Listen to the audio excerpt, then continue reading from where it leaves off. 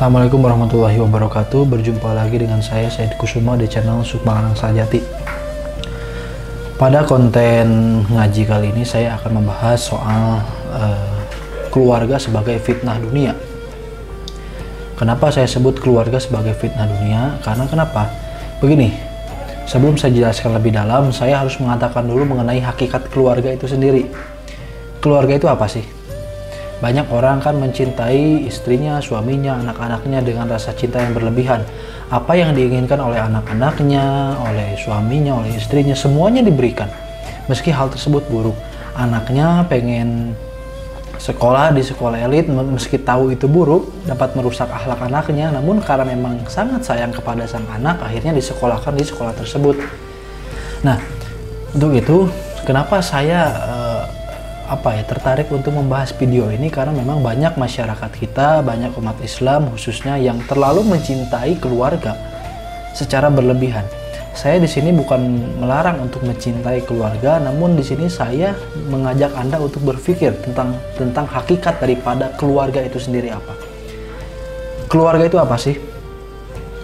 Sekarang di dunia Anda mengenal ayah, mengenal ibu, mengenal anak, mengenal saudara dan lain sebagainya.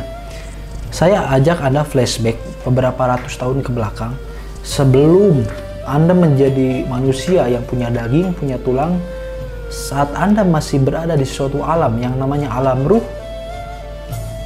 Sebelum manusia lahir ke dunia, manusia sudah melewati dua alam, alam rahim, alam ruh. Kita bahas alam ruh. Nah, pada saat kita di alam ruh, apakah kita mengenal yang namanya ayah, ibu? Begitupun juga ibu kita, apakah mengenal yang namanya anak? Tidak. Kenapa tidak? Karena memang manusia ini mereka diciptakan secara individualis. Maksudnya manusia ini turun ke bumi akan mempertanggungjawabkan dosa-dosanya sendiri. Dia akan survive untuk diri sendiri nanti di akhirat. Dia akan hidup sendiri tanpa bantuan orang lain untuk kehidupan yang akan datang. Yang mana kehidupan yang akan datang itu dipertaruhkan hari ini. Di setiap alam itu ada hukumnya masing-masing. Seperti alam dunia. Alam dunia memiliki hukum yang namanya keluarga. Perlu Anda ketahui bahwa ikatan keluarga ini hanya akan berlaku di alam dunia.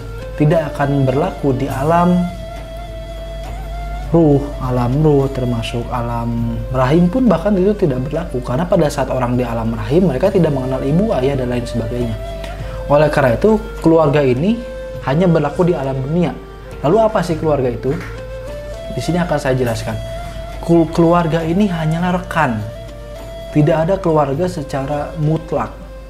Keluarga ini hanyalah rekan kita untuk mencari ridho Allah. Ayah, ibu, saudara, anak itu adalah rekan kita, partner kita untuk mencari ridho Allah. Maksudnya apa? Saya seorang anak, saya memiliki kewajiban berbakti kepada kedua orang tua. Begitupun juga orang tua saya memiliki kewajiban berbakti kepada kedua orang tuanya. Begitupun juga anak saya nanti memiliki kewajiban untuk berbakti kepada orang tuanya. Begitupun orang tua memiliki kewajiban mendidik anak. Orang tua saya memiliki kewajiban untuk mendidik saya, dan saya memiliki kewajiban untuk mendidik anak saya. Itu artinya apa? Semua orang yang ada di alam dunia ini berlaku hukum yang sama. Anak harus berbakti kepada orang tua. Sedangkan zaman sekarang, dari sejak Nabi Adam, siapa sih yang tidak punya orang tua? Sudah pasti punya orang tua. Kecuali Nabi Adam, sudah pasti punya orang tua. Nah, sejak zaman Nabi Adam kesini ke bawah, siapa sih yang tidak punya kewajiban berbakti kepada orang tua? Semuanya ada.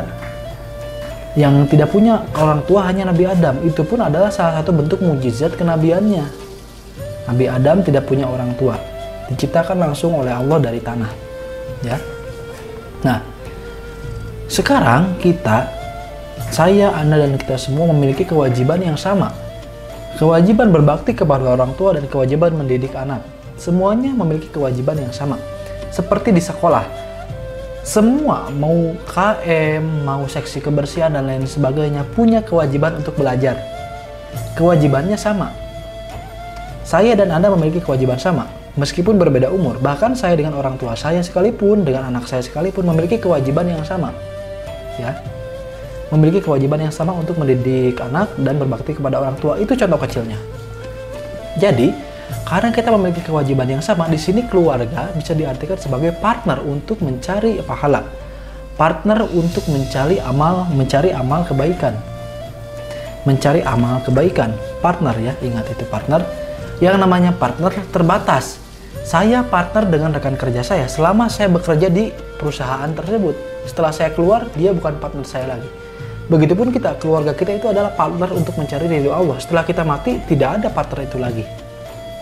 Nah, jadi keluarga ini hanyalah partner di alam dunia saja, tidak lebih dari itu. Lalu kita apakah tidak boleh mencintai keluarga? Boleh. Mencintai keluarga itu wajib. Mencintai keluarga itu wajib. Karena jika tidak dengan cinta, bagaimana kita bisa menjalankan ibadah dan perintah-perintah agama? Yang mana perintah-perintah agama sebagian besar ada di dalam keluarga.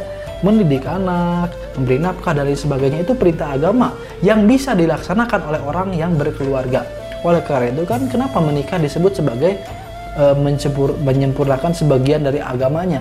Karena memang ada amal-amal, ada ibadah-ibadah yang tidak akan bisa dilakukan oleh orang yang belum menikah. Yang mana ibadah-ibadah, amalia-amalia tersebut, pahala-pahala tersebut hanya akan bisa didapat oleh orang yang sudah menikah. Jadi di sini konteksnya keluarga itu hanya partner dalam mencari ridho Allah, dalam mencari amal kebaikan di alam dunia. Ya. Kita wajib mencintai keluarga. Atas dasar ingat tugas kita mencari amal kebaikan dan mencari ridho Allah. Kita boleh mencintai keluarga kita selama batas dalam konteks mencari ridho Allah.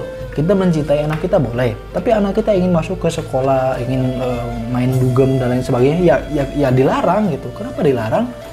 Karena jika kita membiarkan dia melakukan keburukan, maka kita yang akan kena dosanya. Karena dia partner kerja kita dan kita tidak menjalankan tugas kita yang harus kita selesaikan pada dirinya. Kita punya tugas untuk mendidik anak. Nah, ini tidak kita didik, tugas kita cacat, nilai kita jelek. Karena ada tugas mendidik anak yang tidak kita laksanakan. Begitupun yang tidak memberi nafkah kepada keluarganya. Ada nilai yang jelek, ada nilai yang cacat dalam kehidupan kita, dalam amal ibadah kita. Karena nilai yang cacat dan jelek ini itu bisa jadi penyebab kita masuk ke neraka. Gitu loh. Nah, oleh karena itu saat keluarga kita melakukan sesuatu hal yang buruk, yang salah, kita wajib melarang dan memarahi dia saat dia melakukan perbuatan yang salah tersebut. Karena kalau kita membiarkan, sama saja bunuh diri. Kenapa? Karena jika kita membiarkan dia dalam kemaksiatan, kita yang kena. Karena itu adalah tugas kita untuk mendidik dia. Dan saat dia tidak terdidik dengan baik, kita yang kena. Kita tugas belajar. Saat kita tidak belajar, tidak paham pembelajaran, maka kita lagi yang kena. Kita lagi yang nggak naik kelas, gitu loh contohnya. Jadi keluarga ini konteksnya hanyalah partner dalam ibadah. Lalu apakah keluarga ini akan langgeng ke akhirat? Belum tentu. Kenapa belum tentu? Sekarang begini. Anda mencintai anak Anda di alam dunia. Nanti setelah Anda mati, bayangkan di dalam keterangan sudah tertulis jelas. Di saat mati, jangankan keluarga, tangan, kepala, telinga, itu semua bisa akan menghancurkan kita. Telinga kita akan berbicara saat ditanya oleh malaikat. Tangan kita semua akan berbicara.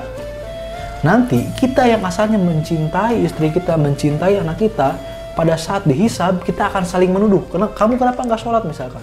Karena suami saya nggak mau. Itu ditanya suaminya, kenapa kamu nggak memerintah? Kenapa kamu nggak menyuruh istri kamu untuk sholat? Ya saya sudah nyuruh, tapi dia nggak nurut. Terus seperti itu. Itu keadaan hari saat orang-orang dihisab, di perhitungan amal perbuatannya nanti seperti itu. Seperti itu, saling menuduh satu sama lain, saling menyerang dan lain sebagainya. Antara anak dan ayah, anak dan ibu, kakak dan adik, semua saling menyerang seperti itu. Dan semuanya akan saling menyerang jika anak ibu, anak ayah, suami istri, semua akan saling menyerang jika kehidupan di dunianya tidak beres. Maksudnya tidak beres apa? Anak tidak beribadah, istri tidak menutup aurat dan lain sebagainya. Itu nanti dipertanyakan di akhirat. Kamu suami kenapa tidak menjalankan tugasmu? Kamu istri kenapa tidak menjalankan tugasmu? Seperti itu. Sedangkan kalau kita hidup dengan baik menurut aturan agama, di alam dunia kita mendidik istri, istri melayani suami, anak berbakti kepada orang tua, semuanya dilaksanakan dengan sebaik-baiknya dengan aturan agama, maka nanti saat dihisab di akhirat pun kita tenang. Kita saling menyelamatkan satu sama lain. Kenapa kamu sholat? Saya diperintah oleh ayah saya. Kenapa kamu memerintah anakmu untuk sholat? Karena begini. Suaminya, apakah kamu mendidik istri kamu? Iya, saya mendidik. Istrinya, apa kamu didik? Iya, saya didik. Semuanya kan seperti itu. Akhirnya semuanya selamat. Semuanya selamat dan masuk surga. Itulah yang disebut sebagai keluarga yang abadi sampai ke akhirat. Namun ingat, di akhirat, di surga itu, semuanya umurnya sama. Umurnya sama. Saya beri contoh. Saya beri contoh. Semoga Anda dan orang tua Anda masuk ke dalam surganya Allah. Amin. Nah, saat Anda dan orang tua Anda masuk ke dalam surganya Allah, Anda dan orang tua yang di alam dunia, Anda mencium orang tua Anda, memeluk orang tua Anda di alam dunia. Begitu masuk ke surga Allah, Anda dan orang tua umurnya menjadi sebaya, sama-sama, umurnya sama rata dengan orang tua Anda. Apakah kira-kira, misalkan nih, orang tua Anda seumur dengan Anda, dia laki-laki lah, apakah Anda ibaratnya bisa memperlakukan dia, memeluk, mencium seperti di alam dunia? Apakah bisa? Jika memang orang tua Anda seumuran dengan dia, seumuran dengan diri Anda, apakah bisa? Jawabannya Allahu alam. Kita tidak tahu. Di alam dunia saja kan kita sudah bingung. Bagaimana kalau orang tua saya sebaya dengan saya?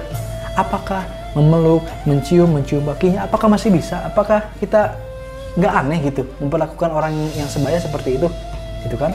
Bukan saya bilang tidak mungkin, bukan. Tapi ya wallahu alam bisawab. Ini berpikir secara logika duniawi dulu sebelum nanti. Kita kan tidak tahu nanti daerah kita akan kemana. Berpikirnya kita akan seperti apa. Kita kan tidak tahu. Ini kita berbicara logika menurut alam dunia. Jika kita punya orang tua yang sebaya dengan kita, apakah kita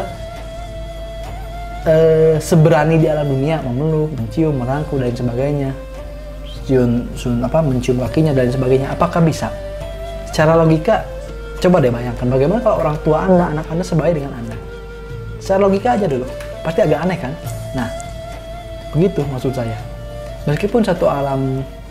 Meskipun nanti keluarga Anda masuk surga, nanti keadaan keluarga Anda, wallahu alam di surga seperti apa, wallahu alam tidak ada yang tahu. Tidak ada yang tahu keadaan satu keluarga yang masuk surga, nanti keadaan di surganya gimana. Siapa tahu kan nanti suaminya sibuk dengan bidadari, anaknya sibuk dengan sungai susu, misalkan lautan makanan, lautan minuman dan lain sebagainya. Siapa tahu istrinya sibuk dengan bercumbu dengan bidadara dari golongan pria gitu, dari makhluk-makhluk Allah, dari golongan bidadari yang tampan-tampan. Siapa tahu kan seperti itu. Suaminya sibuk dengan bidadari wanita, anaknya sibuk dengan makanan, yang satu sibuk dengan permainan, satu sibuk dengan makanan, satu sibuk dengan syahwat dan lain sebagainya. Itu nanti di surga seperti itu, gitu loh. Semua kenikmatan yang Allah larang di dunia semua dihalalkan di surga nanti. Nah, sekarang logikanya berpikir seperti itu loh. Berpikir seperti itu. Apakah nanti bisa kalau memang keluarga Anda, keluarga kita semua masuk ke surganya Allah? Amin. Kalau memang keluarga kita semua masuk ke surganya Allah, apakah keadaan keluarga kita di surga nanti sama seperti keadaan di dunia? Allahu alam, saya tidak tahu. Oleh karena itu, kembali ke konteks awal. Ingat, keluarga itu hanya partner dalam beribadah. Anda mati, dia dikubur sendirian, yang ditanya oleh malaikat sendirian, tidak ada keluarga, tidak ada siapapun. Oleh karena itu, perlakukanlah keluarga, suami, istri, anak, orang tua, semuanya perlakukan berdasarkan perintah dan tuntunan agama. Punya anak masih kecil, masukkan pesantren. Jangan ada rasa sayang masih kecil, masukkan pesantren. Jangan. Justru kalau tidak dimasukkan pesantren, Anda yang rugi. Anak Anda menjadi ahli maksiat, Anda yang rugi. Gitu loh. Anak Anda jadi peminum, pembunuh, perampok, Anda yang rugi nanti.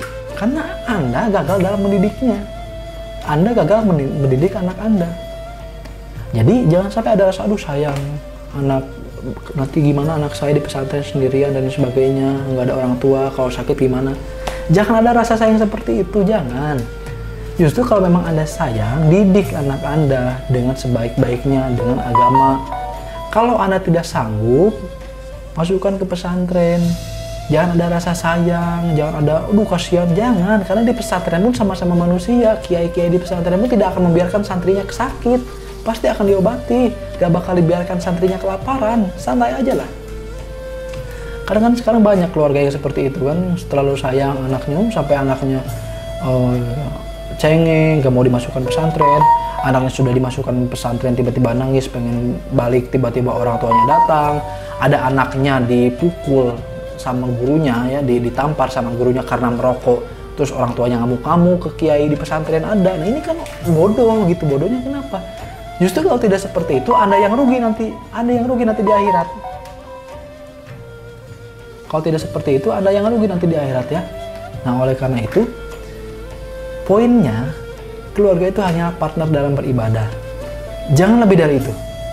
Saat keluarga Anda, saudara Anda melakukan hal yang dilarang oleh agama, maka marahi dia, larang dia untuk melakukan hal tersebut. Perintahkan kebaikan, arahkan dia, didik dia untuk melakukan kebaikan sesuai dengan tuntunan agama. Karena apa? Karena itu tugas Anda. Kalau itu tidak dikerjakan, Anda yang rugi nanti. Sekarang kan banyak karena orang tua yang salah didikan sehingga dia dengan anaknya sendiri menjadi musuh di akhirat. Masih mending di akhirat, ini di dunia sudah jadi musuh. Berapa banyak orang tua yang dibuang oleh anaknya? Berapa banyak anak kakak dan adik saling bunuh, saling santet, saling serang demi warisan? Berapa banyak? Berapa banyak orang yang seperti itu? Itu adalah salah satu bentuk kerugian orang tua yang salah mendidik anaknya. Jangankan di akhirat, di dunia pun anaknya sudah saling memusuhi, di dunia pun anaknya sudah berperang dengan orang tuanya. Oleh karena itu, perlakukan keluarga Anda sebaik mungkin sesuai dengan tuntunan agama. Ingat, keluarga itu hanya ikatan dunia. Sebelum Anda lahir ke dunia, nggak ada tuh ayah, ibu, anak. Nggak ada, itu serius deh. Nggak ada, serius, sumpah. Nggak ada itu di alam ruh. Itu nggak ada gitu. Nggak ada ibu, kamu nggak kenal siapa ibu kamu, nggak kenal siapa ayah kamu. Nggak kenal nanti anak kamu siapa. Nggak ada gitu. Nggak ada ikatan itu. Oleh karena itu, yang namanya keluarga ini hanya ikatan dunia saja. Seperti halnya partner kerja, ya kita partner dengan dia selama kita kerja di perusahaan ini. Kita keluar dari perusahaan ini, dia sudah bukan partner kita lagi, kita sudah mengurusi hidup kita sendiri. Begitupun di dunia, dia ayah saya, orang tua saya, dia ibu saya, orang tua saya, anak saya, cucu saya, itu kan hanya di dunia. Sudah mati, sudah. Kita urus diri masing-masing kalau sudah mati. Gitu. Nah, apakah itu berat sebelah? Tidak berat sebelah, karena semuanya memiliki tugas yang sama. Anak punya tugas yang sama, berbakti kepada orang tua dan mendidik anaknya nanti. Orang tua juga punya sama tugasnya sama, berbakti kepada orang tuanya, mendidik anaknya. Sama loh. Ayah kamu tugasnya mencari nafkah. Kalau kamu laki-laki, kamu pun sama, nanti tugasnya mencari nafkah. Ibu kamu tugasnya melayani suaminya, mendidik anaknya. Sama nanti istri kamu pun seperti itu. Semuanya sama rata, tidak ada yang bersebelah, sama rata tugasnya, sama itu saja. Jadi, poinnya, keluarga itu hanyalah ikatan di dunia. Dan jangan sampai ikatan di dunia, fitnah dunia ini, yang namanya keluarga itu menjerumuskan diri kita sendiri, menghancurkan diri kita sendiri nanti. Oleh karena itu, bagi yang sudah berkeluarga, didiklah keluarganya dengan baik, didiklah keluarga, anak, istri, semuanya dengan benar. Jangan dibiarkan kalau ada sanak keluarga yang melakukan hal yang salah, jangan. Karena yang rugi kamu, bukan saya, bukan anakmu, kamu yang rugi gitu. Oleh karena itu, pesan saya, hati-hati dengan yang namanya keluarga. Sayang boleh, cinta kepada keluarga boleh, tapi cinta dan sayang itu harus ditempatkan sesuai porsinya, harus dilaksanakan sesuai dengan tuntunan agama. Sekian dari saya, wassalamualaikum warahmatullahi wabarakatuh.